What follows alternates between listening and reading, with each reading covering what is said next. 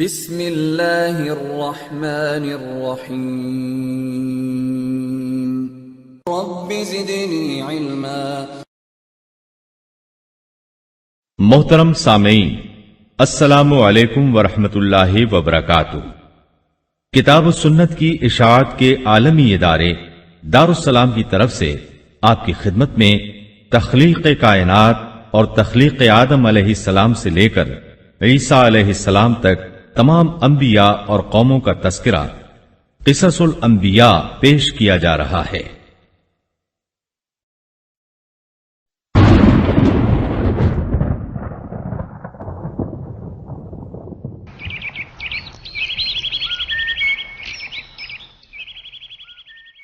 اللہ تعالیٰ فرماتے ہیں، اللہ خالق کل شیء وهو على كل شيء وكيل۔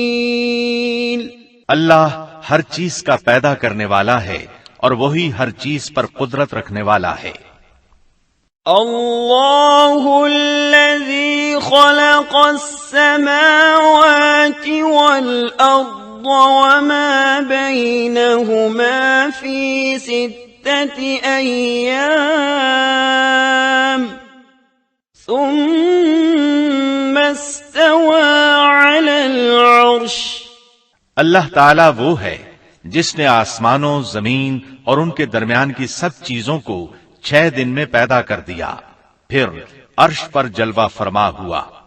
مزید اللہ تعالیٰ سورۃ الحدید آیت 4 میں فرماتے ہیں، هو الذي خلق السماوات والأرض في 6 أيام ثم استوى على العرش يعلم ما يلج في الأرض وما يخرج منها وما ينزل من السماء وما يعرج فيها وهو معكم أينما كنتم والله بما تعملون بصير۔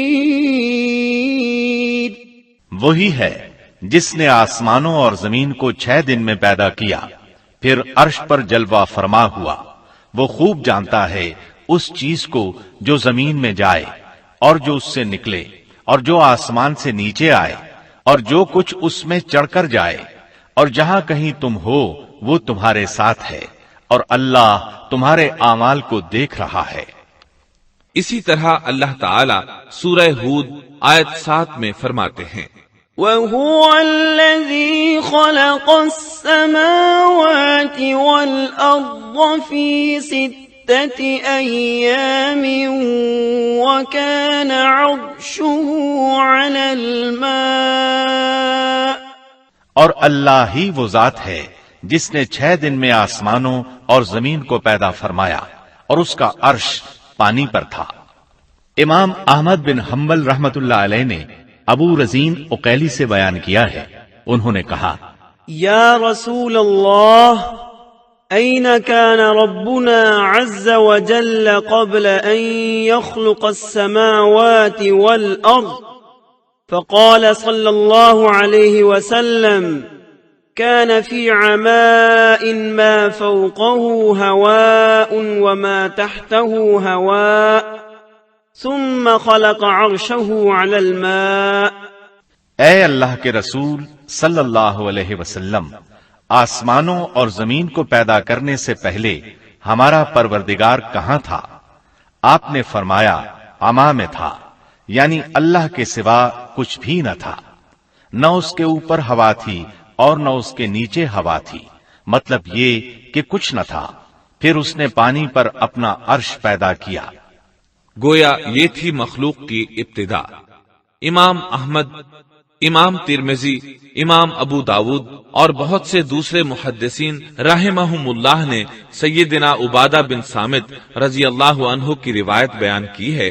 وہ کہتے ہیں، سمعت رسول اللہ صلی اللہ علیہ وسلم یقول، ان اول ما خلق اللہ تبارک وتعالی القلم ثم قال له اكتب فجرى في تلك الساعة بما هو كائن إلى يوم القيامة. میں نے رسول اکرم صلی اللہ علیہ وسلم کو فرماتے ہوئے سنا. آپ فرما رہے تھے بلا شبہ اللہ نے سب سے پہلے قلم کو پیدا کیا، پھر اللہ نے اس کو حکم دیا لکھ، چنانچہ وہ اسی وقت چل پڑا اور قیامت کے دن تک ہونے والی ہر چیز لکھ دی.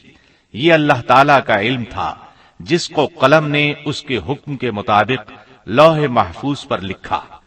امام مسلم رحمت اللہ علیہ نے سیدنا عبداللہ بن عمرو بن عاص رضی اللہ عنہما کی روایت بیان کی ہے. اس میں سب سے پہلی چیز کے بارے میں وضاحت کی ہے اور جمہور فقہا کی رائے بھی یہی ہے. عبداللہ بن عمرو رضی اللہ عنہما بیان کرتے ہیں سمعت رسول اللہ صلی اللہ علیہ وسلم يقول كتب الله مقادير الخلائق قبل أن يخلق السماوات والأرض ب50,000 سنة قال وعرشه على الماء. میں نے سنا آپ فرما رہے تھے اللہ تعالیٰ نے آسمان و زمین کی پیدائش سے 50,000 سال پہلے تمام مخلوقات کی تقدیریں لکھ دیں اور اس وقت اس کا عرش پانی پر تھا.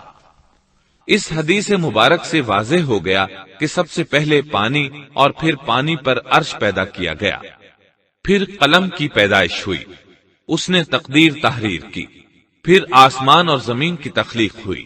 اور جس حدیث میں آیا ہے کہ ابتدا میں قلم کو پیدا کیا گیا، اس کا مطلب یہ ہے کہ اس جہان کی مخلوقات میں سب سے پہلے اس کا نمبر ہے، نہ کہ باقی تمام جہانوں کی مخلوقات میں پہلا نمبر ہے. اور اس کا تذکرہ بخاری شریف کی اس حدیث میں ہے. قال أهل اليمن لرسول الله صلى الله عليه وسلم جئناك لنتفقه في الدين وليسألك عن أول هذا الأمر ما كان. قال كان الله ولم يكن شيء قبله وكان عرشه على الماء وكتب في الذكر كل شيء وخلق السماوات والأرض. یمن سے آئے ہوئے ایک وفد نے رسول اللہ صلی اللہ علیہ وسلم سے کہا ہم آپ کے پاس دین کی سمجھ اور ابتدائے خلق کے بارے میں پوچھنے کے لیے آئے ہیں. یہ کہ سب سے پہلے کیا چیز تھی؟ آپ نے فرمایا اللہ تھا، اس سے پہلے کوئی چیز نہ تھی، اس کا عرش پانی پر تھا، پھر اس نے لوح محفوظ پر ہر چیز لکھ دی اور آسمان اور زمین کو پیدا کیا. یعنی ابتدا میں پانی پر عرش کی تخلیق ہوئی، پھر قلم کی پیدائش ہوئی، اس نے سب کچھ لکھ دیا. علماء کرام کا بیان ہے قلم کے فوراً بعد لوح محفوظ کو پیدا کیا گیا، چنانچہ قلم نے لوح محفوظ میں ہر چیز لکھ دی. اس کے بعد کائنات کی باقی مخلوقات اور آسمان و زمین کی پیدائش معرض وجود میں آتی گئی. اشیاء کی پیدائش والی ترتیب میں علماء کرام کے کئی اقوال ہیں اور ہم نے آپ کے سامنے جمہور علماء اور فقہا کی پسندیدہ اور راجح ترتیب پیش کی ہے. آسمان اور زمین کی مخلوقات کی ترتیب کیا ہے، اس بارے میں امام مسلم رحمت اللہ علیہ نے سیدنا ابو ہریرہ رضی اللہ عنہ کی روایت پیش کی ہے. وہ کہتے ہیں أخذ رسول الله صلى الله عليه وسلم بيدي فقال خلق الله عز وجل التربة يوم السبت وخلق فيها الجبال يوم الأحد وخلق الشجر يوم الاثنين وخلق المكروه يوم الثلاثاء وخلق النور يوم الأربعاء وبث فيها الدواب يوم الخميس وخلق آدم عليه السلام بعد العصر من يوم الجمعة في آخر الخلق في آخر ساعة من ساعات الجمعة فيما بين العصر إلى الليل. نبی اکرم صلی اللہ علیہ وسلم نے میرا ہاتھ پکڑا اور فرمایا اللہ تعالیٰ نے ہفتے کے دن مٹی کو پیدا کیا، اتوار کے دن زمین میں پہاڑ، پیر کے دن درخت، منگل کے دن تکالیف، مصائب، جراثیم اور بیماریاں، بدھ کے دن نور کو، جمعرات کے دن زمین میں چوپایوں کو پھیلا دیا، اور تمام مخلوقات میں جمعے کے دن کی آخری گھڑیوں یعنی عصر سے رات کے درمیان میں آدم علیہ السلام کو پیدا کیا۔ مطلب یہ کہ ابتدائے آفرینش میں جن مخلوقات کی تخلیق ہوئی ان میں سے آخری مخلوق انسان تھا۔ اس حدیث میں مختلف حالات کو نہایت وضاحت سے بیان کیا گیا ہے۔ اس سے بخوبی پتہ چل گیا کہ ابتدائی مخلوقات کی ترتیب کیا تھی۔ ان میں سے آخری نمبر آدم علیہ السلام کا تھا، جبکہ آدم علیہ السلام نسل انسانی میں سب سے پہلے اور تمام انسانوں کے باپ ہیں۔ انسانوں سے پہلے فرشتے اور جن پیدا ہو چکے تھے۔ صاحب عقل مخلوقات میں سب سے پہلا نمبر فرشتوں کا، دوسرا نمبر جنوں کا اور آخری نمبر انسانوں کا ہے۔ فرشتوں کا اصل ٹھکانہ آسمان ہے۔ اللہ تعالی سورۃ الشورى آیت 5 میں فرماتے ہیں، تكاد السماوات يتفطرن من فوقهن والملائكة يسبحون بحمد ربهم ويستغفرون لمن في الأرض ألا إن الله هو الغفور الرحيم۔ قریب ہے کہ آسمان اپنے اوپر سے پھٹ پڑے اور تمام فرشتے اپنے رب کی تسبیح اور تحمید بیان کر رہے ہیں اور زمین والوں کے لیے استغفار کر رہے ہیں۔ خبردار، اللہ تعالی معاف کرنے والا، رحمت کرنے والا ہے۔ مسلم شریف میں ہے، سیدہ عائشہ صدیقہ رضی اللہ عنہا سے روایت ہے کہ نبی اکرم صلی اللہ علیہ وسلم نے فرمایا، خلقت الملائكة من نور وخلق الجان من نار وخلق آدم مما وصف لكم۔ فرشتوں کو نور سے اور جنوں کو آگ سے پیدا کیا گیا، اور آدم کو اس چیز سے پیدا کیا گیا جو تمہارے لیے بیان کر دی گئی، یعنی مٹی سے۔ فرشتوں کی تخلیق کے بعد جنوں کو پیدا کیا گیا۔ جنوں کو بھی انسانوں سے پہلے پیدا کیا گیا تھا، جیسا کہ اللہ تعالیٰ سورۃ الحجر آیت 27 میں فرماتے ہیں، وَالْجَانَّ خَلَقْنَاهُ مِن قَبْلُ مِن نَّارِ السَّمُومِ۔ اور اس سے پہلے جنات کو ہم نے لو والی آگ سے پیدا کیا۔ جنات کے بارے میں بہت زیادہ آیات و احادیث موجود ہیں۔ اللہ تعالیٰ فرماتے ہیں، خلق الجان من مارج من نار۔ اور جنات کو آگ کے شعلے سے پیدا کیا گیا۔ مارج آگ کے بھڑکتے شعلے کے کنارے کو کہتے ہیں۔ گویا جنوں کو آگ کی جڑ سے نہیں بلکہ آگ کے شعلوں کے کنارے سے پیدا کیا گیا ہے۔ قرآن مجید میں اللہ تعالیٰ نے ابلیس شیطان کا قول نقل کیا ہے، خلقتنی من نار۔ تو نے مجھے آگ سے پیدا کیا۔ اسی طرح پہلے بھی بیان ہو چکا ہے کہ اللہ نے فرمایا، وَالْجَانَّ خَلَقْنَاهُ مِن قَبْلُ مِن نَّارِ السَّمُومِ۔ اور اس سے پہلے جنات کو ہم نے لو والی آگ سے پیدا کیا۔ یہ ہے جنات کی اصل اور بنیاد۔ ابلیس ملعون بھی جنات میں سے ہے، اور اس مسئلے میں کسی کو تردد اور شبہ نہیں ہونا چاہیے، اس لیے کہ قرآن مجید میں ہے، إِلَّا إِبْلِيسَ كَانَ مِنَ الْجِنِّ۔ اور ابلیس جنوں میں سے تھا۔ مطلب یہ کہ وہ فرشتوں میں سے نہیں تھا۔ حسن بصری رحمت اللہ علیہ فرماتے ہیں، وہ پلک جھپکنے کے برابر بھی فرشتوں کی جنس میں داخل نہیں ہوا، اور نہ ہی وہ کبھی فرشتوں میں شمار ہوا ہے۔ وہ جنات میں سے ہے کیونکہ اس نے خود اقرار کیا تھا۔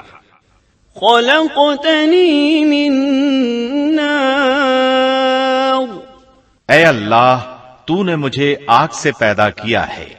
اگر یہ فرشتہ ہوتا تو اس وقت کہتا اے اللہ تو نے مجھے نور سے پیدا کیا ہے، اس لیے ابلیس کا جن ہونا روز روشن کی طرح عیاں ہے۔ سیدنا عبداللہ بن عمر رضی اللہ عنہما اور سیدنا عبداللہ بن عباس رضی اللہ عنہما فرماتے ہیں آدم علیہ السلام سے 2000 سال پہلے جنات پیدا کیے گئے، وہ ہماری اس زمین پر رہائش پذیر تھے۔ آہستہ آہستہ وہ فسق و فجور میں مبتلا ہو گئے، جب وہ فتنہ فساد میں حد سے بڑھ گئے، ناحق خون بہانے لگے، تو اللہ تعالی نے ان کی طرف فرشتوں کا عظیم لشکر بھیجا، ان سے جنات کی زبردست مارکا آرائی ہوئی۔ اس مارکا آرائی میں فرشتوں نے جنات کو تہس نہس کر دیا اور وہ سمندروں کی جزیروں میں پناہ لینے پر مجبور ہو گئے۔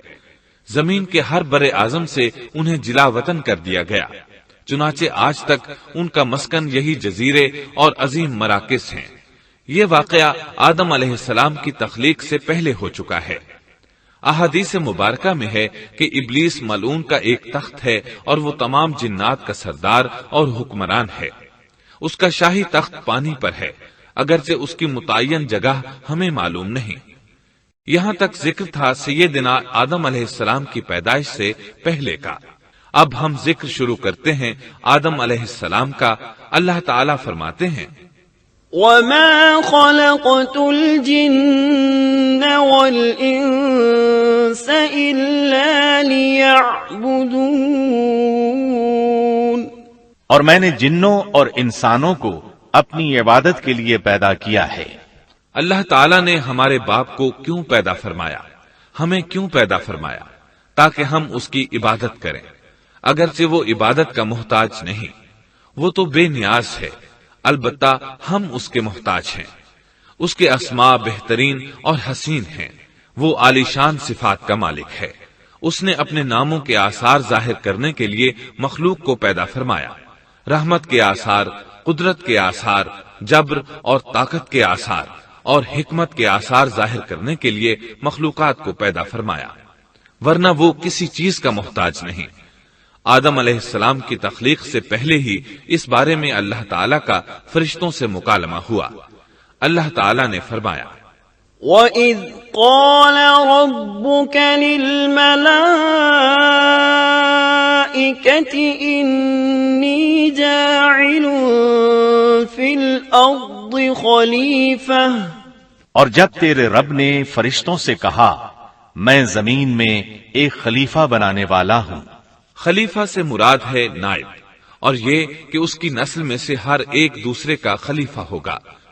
جبکہ سیدنا ابو بکر صدیق رضی اللہ عنہ نبی اکرم صلی اللہ علیہ وسلم کے خلیفہ ہوئے، سو اللہ نے ایک خلیفہ بنانے کا ارادہ فرمایا جو زمین میں حکومت کرے اور اس کو آباد کرے۔ چنانچہ اللہ تعالیٰ نے فرمایا هو أنشأكم من الأرض واستعمركم فيها، اللہ تعالیٰ نے تمہیں زمین سے پیدا کیا اور اسی نے اس زمین میں تمہیں بسایا ہے۔ اللہ تعالیٰ کا ارادہ ہوا کہ زمین کو آباد کروائے، جبکہ جن اس قابل نہیں تھے، کیونکہ ان میں اس قدر عقل و دانش نہیں تھی کہ زمین کو پر رونق اور سرسبز و شاداب رکھ سکیں۔ علماء جنات کے بارے میں کہتے ہیں ان کا سب سے بڑا عقل مند جن انسانوں کے 10 سالہ بچے کے برابر عقل رکھتا ہے، اس لیے زمین کو آباد کرنے کی صلاحیت اللہ تعالیٰ نے انسان کو بخشی۔ اللہ نے انسان کو بہترین ڈھانچے اور حسین ترین شکل و صورت سے نوازا، پھر اپنی روح اس میں پھونکی۔ فرشتوں نے اس سے سوال کیا قالوا أتجعل فيها من يفسد فيها ويسفك الدماء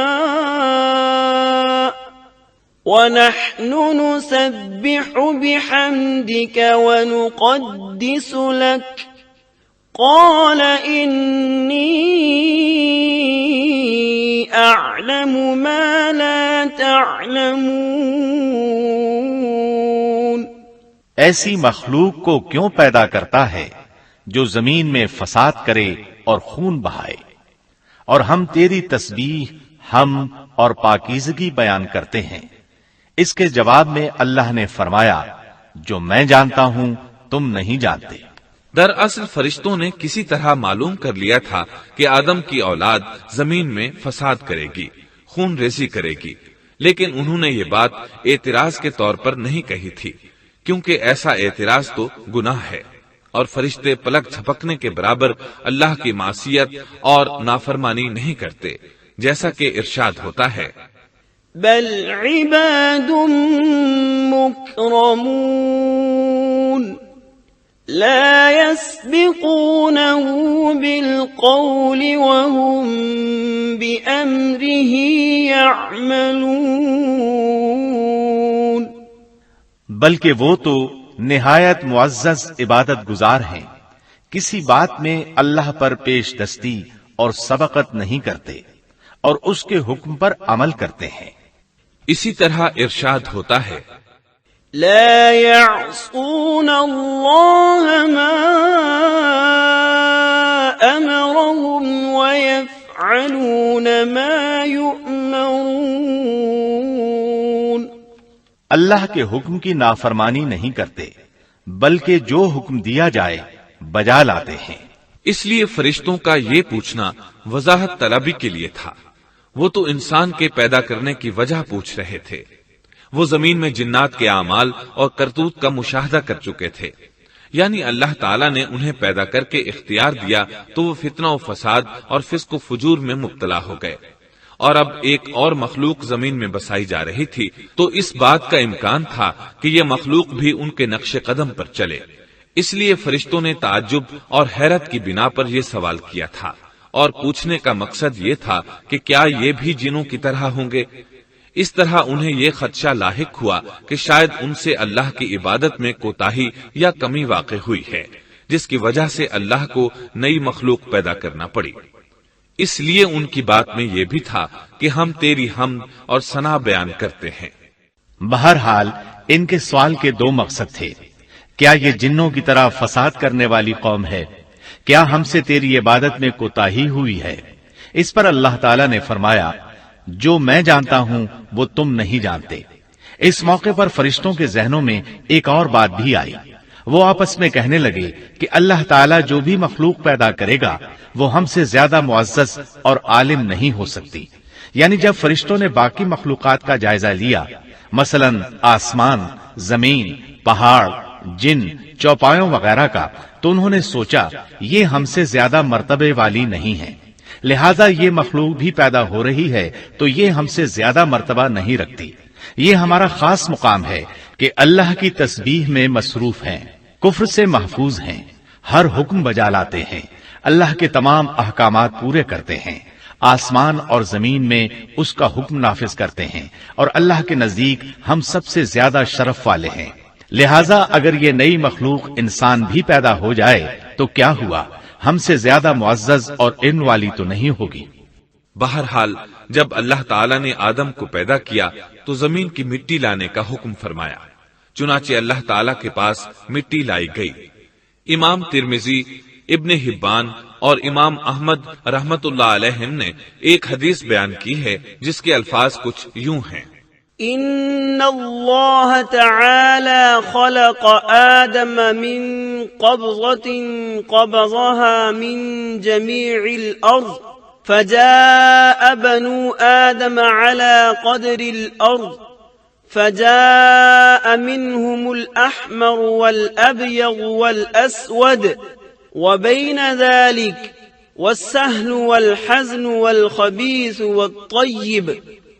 اللہ تعالیٰ نے آدم علیہ السلام کو مٹی کی ایک مٹھی سے پیدا فرمایا، اس مٹی کو اللہ تعالیٰ نے پوری زمین سے اٹھوایا تھا، یہی وجہ ہے کہ آدم کی اولاد زمین کے لحاظ سے ہی ظہور پذیر ہوئی، بعض سرخ رنگ کے ہیں تو بعض سیاہ اور بعض سفید، اور کچھ اس کے درمیان میں ہیں، بعض نیک ہیں، بعض خبیث، اور کچھ پاکیزہ قسم کے ہیں۔ انسان کی تخلیق مٹی سے شروع ہوئی، اس مٹی کو پانی سے تر کیا گیا تو یہ تین بن گئی، اسی وجہ سے قرآن مجید کی بعض آیات میں تراب کا لفظ آیا ہے۔ تراب خشک مٹی کو کہتے ہیں، اور بعض آیات میں تین کا لفظ آیا ہے۔ تین تر اور بھیگی مٹی کو کہتے ہیں۔ اللہ تعالیٰ فرماتے ہیں خلقہ من تراب، یعنی آدم کو تراب سے پیدا کیا گیا۔ مٹی کی عام حالت کو تراب کہتے ہیں، اور فرمایا اذ قال ربك للملائكة إني خالق بشرا من طين۔ جب آپ کے رب نے فرشتوں سے کہا کہ میں مٹی سے بشر کو پیدا کرنے والا ہوں۔ جب اس مٹی کو پانی سے زیادہ بھگویا گیا تو وہ لیسدار ہونا شروع ہو گئی، اسی لیے اللہ تعالیٰ نے فرمایا إنا خلقناهم من طين لازب۔ ہم نے انسان کو لیسدار اور چپکنے والی مٹی سے پیدا کیا۔ پھر اللہ تعالیٰ نے اپنے مبارک ہاتھوں سے انسان کا ڈھانچہ تیار کیا۔ اللہ نے فرمایا خلقت بيدي۔ میں نے اپنے دونوں ہاتھوں سے پیدا کیا۔ اللہ تعالیٰ نے انسان کی خلقت فرشتوں کے سپرد نہ کی، بلکہ بذات خود اسے تخلیق کے مراحل سے گزارا اور اپنے ہاتھوں سے اس کی تصویر کشی کی۔ اللہ نے انسان کو پہلے ایک مورتی کی صورت میں ڈھالا، اس کے بعد ایک مقررہ مدت تک چھوڑے رکھا، یہاں تک کہ گیلی مٹی خشک ہو گئی اور اس کا رنگ سیاہ ہو گیا، بدبو آنے لگی، پھر وہ کھنکھناتی مٹی میں بدل گئی، اور آخرکار آگ پر پکی ہوئی مٹی یعنی فخار ٹھیکری کی صورت اختیار کر گئی، جس سے مٹکے وغیرہ تیار کیے جاتے ہیں۔ سیاہ مٹی کو ہما ان کہتے ہیں، اور بدبودار کو مسنون کہتے ہیں، اور کھنکھنا کر بولنے والی مٹی کو سلسال کہتے ہیں، اور ٹھیکری کی طرح کی مٹی کو الفخار کہتے ہیں۔ مختلف آیات میں یہ الفاظ وارد ہوئے ہیں۔ وَلَقَدْ خَلَقْنَاكُمْ ثُمَّ صَوَّرْنَاكُمْ۔ ہم نے تمہیں پیدا کیا اور پھر ہم ہی نے تمہاری صورت بنائی۔ اور فرمایا وَلَقَدْ خَلَقْنَا الْإِنسَانَ مِنْ صَلْصَالٍ مِنْ حَمَإٍ مَسْنُونٍ۔ اور یقیناً ہم نے انسان کو کھنکھناتی خشک مٹی سے پیدا کیا جو کہ بدبودار اور سیاہ گارے سے خشک ہوئی تھی۔ اور فرمایا خلق الانسان من صلصال كالفخار۔ اللہ نے انسان کو کھنکھناتی مٹی سے پیدا کیا جو کہ ٹھیکری کی طرح تھی۔ ان تمام آیات کریمہ میں کوئی تناقض، تعارض اور اختلاف نہیں، اس لیے کہ ان مختلف آیات میں انسان کو اس کی تخلیق کے مختلف مراحل کی یاد دہانی کرائی گئی ہے۔ خلاصہ کلام یہ ہوا کہ تخلیق کے عمل کا پہلا مرحلہ تراب تھا، یعنی عام حالت والی خشک مٹی، پھر تین یعنی بھگوئی ہوئی مٹی، پھر لیسدار مٹی یعنی سلسال، پھر ٹھیکری کی طرح کی مٹی یعنی فخار، اور یہ کام جمعے کی آخری گھڑی میں کیا گیا۔ اور یہ دن اللہ کے لحاظ سے شمار ہونے والے دنوں میں سے ہمارے دنوں کی طرح نہ تھا، ہمارے اور اللہ کے دن مختلف ہیں۔ تخلیق آدم دراصل اللہ کا کرشمہ ہے، انسانوں کو ایک صورت عطا کی گئی۔ اس مرحلے کا تذکرہ بخاری اور مسند احمد کی ایک روایت میں ہے۔ خلق اللہ آدم وطوله 60 ذراعا فكل من يدخل الجنة على صورة آدم فلم يزل الخلق ينقص حتى الآن۔ اللہ نے آدم کو پیدا کیا اور ان کا قد 60 ہاتھ یا 60 میٹر لمبا تھا۔ تمام جنتی لوگ اس قد آدم کے ساتھ جنت میں داخل ہوں گے، اور اس وقت سے لے کر آج تک مخلوق کا قد کم ہوتا چلا آ رہا ہے۔ بعد والے لوگ گزشتہ زمانے کے لوگوں سے ہمیشہ چھوٹے قد کے ہوتے چلے آ رہے ہیں۔ بہرحال سب سے پہلے اور سب سے لمبے انسان آدم علیہ السلام تھے۔ امام احمد نے منفرد طور پر ایک روایت بیان کی ہے، اس میں رسول اکرم صلی اللہ علیہ وسلم نے آدم علیہ السلام کی لمبائی 60 ہاتھ یعنی 60 میٹر اور چوڑائی 7 ہاتھ بیان فرمائی ہے۔ سبحان اللہ! سیدنا آدم کس قدر ضخیم اور عظیم مخلوق تھے۔ صحیح مسلم اور مسند احمد کی روایت میں ہے، لما خلق الله آدم تركه ما شاء أن يدع فجعل إبليس يطيف به ينظر إليه فلما رآه أجوف عرف أنه خلق لا يتمالك۔ اللہ نے آدم کو پیدا کیا تو اسے اپنی منشا کے مطابق کچھ عرصہ ڈھانچے کی صورت میں چھوڑے رکھا۔ ابلیس اس کے ارد گرد چکر لگانے لگا۔ اس نے دیکھا کہ وہ پیٹ والا ہے۔ وہ سمجھ گیا کہ یہ مخلوق اپنے آپ پر کنٹرول نہیں کر سکے گی۔ اس حدیث سے معلوم ہوتا ہے کہ انسانوں کی طرح جنات کا پیٹ نہیں ہے، صرف انسان ایسا ہے جس کا اندر والا حصہ کھوکھلا ہے۔ بہرحال اللہ نے انسان کو اس شکل و صورت میں پیدا فرمایا۔ احادیث مبارکہ میں آدم علیہ السلام اور ابلیس ملعون کا قصہ تفصیل سے بھی موجود ہے اور مختصر بھی۔ مثلا تفسیر تبری میں سیدنا عبداللہ بن عباس رضی اللہ عنہما سے روایت ہے، اللہ تعالیٰ نے آدم علیہ السلام کی مٹی کا حکم دیا، مٹی لائی گئی۔ اللہ تعالیٰ نے آدم علیہ السلام کو لیسدار اور بدبودار سیاہ مٹی سے پیدا فرمایا، اور یہ کام اللہ نے اپنے مبارک ہاتھوں سے کیا۔ آدم 40 راتیں مجسمے کی صورت میں پڑے رہے، جسم موجود تھا لیکن روح نہیں تھی۔ ابلیس آتا، اس ڈھانچے کو ٹھوکر لگاتا تو جسم سے ایسی آواز نکلتی جیسے خالی مٹکے پر ہاتھ مارنے سے نکلتی ہے۔ اسی لیے اللہ نے بھی فرمایا ہے کہ وہ کھنکھناتی مٹی سے پیدا کیے گئے۔ آدم علیہ السلام میں روح ڈالنے سے پہلے ایک مرتبہ فرشتوں کا ان کے پاس سے گزر ہوا تو وہ کچھ گھبرا سے گئے۔ ابلیس کو تو بہت زیادہ گھبراہٹ کا سامنا کرنا پڑا۔ وہ گزرتے ہوئے ٹھوکر مارتا اور کہتا، تجھے کسی خاص مقصد کے لیے پیدا کیا گیا ہے۔ یہ کہہ کر وہ آدم کے منہ میں داخل ہو جاتا اور کمر کے راستے باہر آ جاتا اور فرشتوں سے مخاطب ہو کر کہتا، اس سے گھبرانے کی کوئی ضرورت نہیں۔ اگر مجھے اس پر مسلط کر دیا گیا تو میں یقیناً اسے ہلاکت میں ڈال دوں گا، اور اگر اسے مجھ پر مسلط کر دیا گیا تو بلا شبہ میں اس کی نافرمانی کروں گا۔ اندازہ کیجئے وہ تعجب کر رہا ہے کہ انہیں کیوں پیدا کیا گیا ہے۔ اس کی آدم علیہ السلام سے دشمنی کس قدر پرانی ہے، گویا ابتدا ہی سے یہ عداوت پر ڈٹ گیا تھا۔ بہرحال اللہ نے آدم میں روح پھونکی۔ اس مضمون کو قرآن مجید میں جا بجا ذکر کیا گیا ہے۔